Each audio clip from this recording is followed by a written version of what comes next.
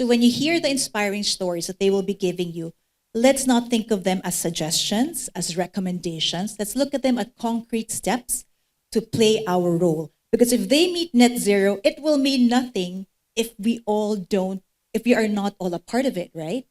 It's a deadline for everyone. For Mega World Hotels and Resorts, we're a group of hospitality advocates who are actually bound by our circle of happiness, who's been very proud to advocate what the Filipino brand can in ways we can, cognizant of our limitations and cognizant of the challenges as well, whether internal or external, but with full commitment that a net zero is truly possible, even in a homegrown brand.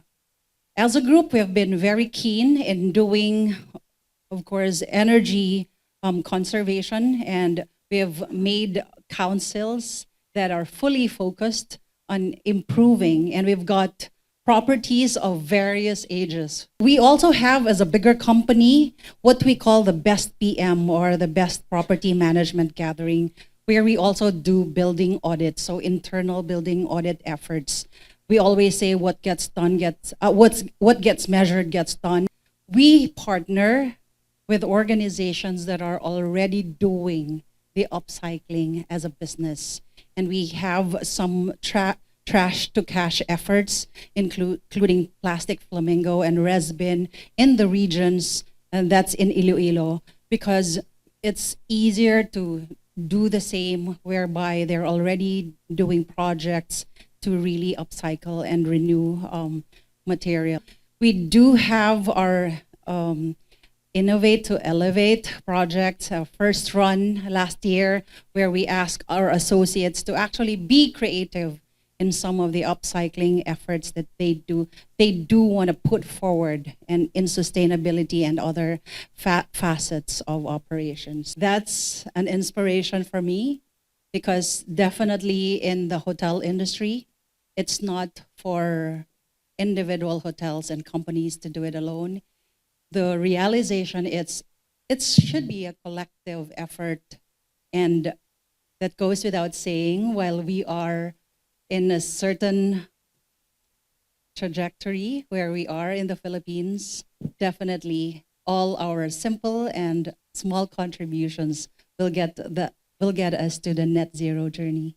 Because sustainability efforts is not once, it's every day, on every level. Where should we start? For people who are just starting on this journey, who have properties or about to build properties for hospitality. It starts with the decision that sustainability and the journey to net zero will be something that the group will prioritize. It also pays that we have a mother company that is so committed to really going green and sustainability.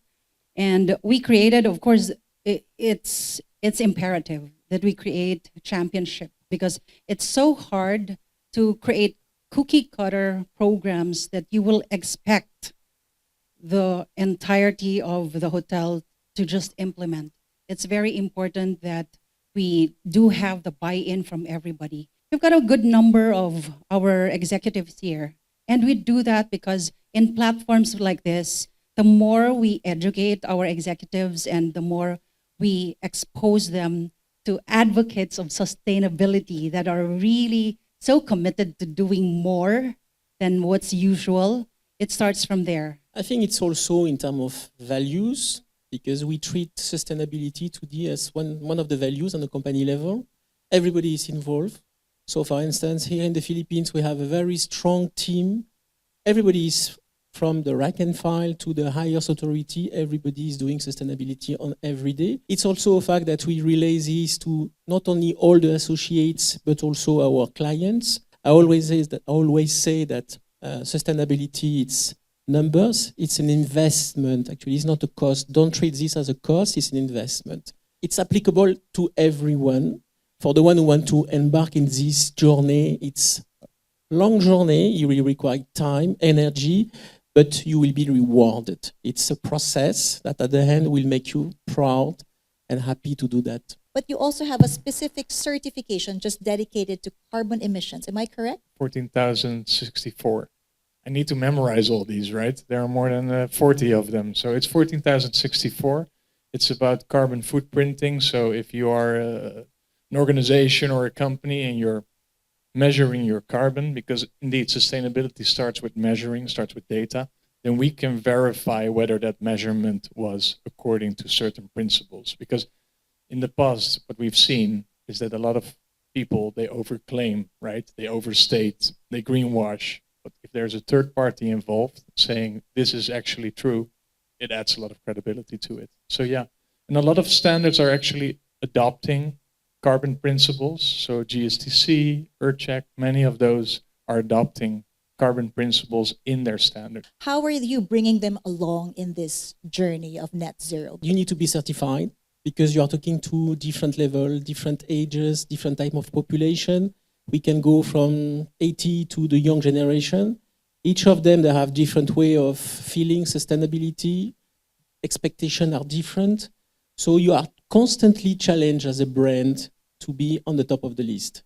And you need to take actions. If you don't take those actions, you won't be their preferred brand. They will look at someone else. The synergistic way of gathering everyone, partners and business sector, to make sure that we're all involved and geared towards getting to our goal of sustainability. But allow me to mention, Jean, also internally, we're doing a lot of efforts to make sure that sustainability and inclusivity happens. We're about to launch a next generation council, the best of our youth within the organization, to make sure they're exposed not just to the many facets of hotel operations, but to ignite the interest of the vision and the passion that we have to make sure that whatever we're doing will be sustained by the younger generation. On the last note for Tom, so recently, right, Dave Attenborough came out with this ocean documentary, and he said there, I know Cindy loves the ocean, right? And it said there that the ocean is a source of life. It's actually the key to addressing climate change. The Philippines is surrounded by beautiful oceans, beautiful seas. All of our resorts, a lot of them rather, are around, built around these seas. So what would be your last message to those who will develop and are developing? How do we protect this source of life? How do we protect our oceans? You want the oceans to be clean. You want the oceans to be lively. It's one of the most valuable natural resources actually in the world. A lot of the oxygen is coming from our oceans, a lot of the food. So you want to keep that clean. You want to maintain that well.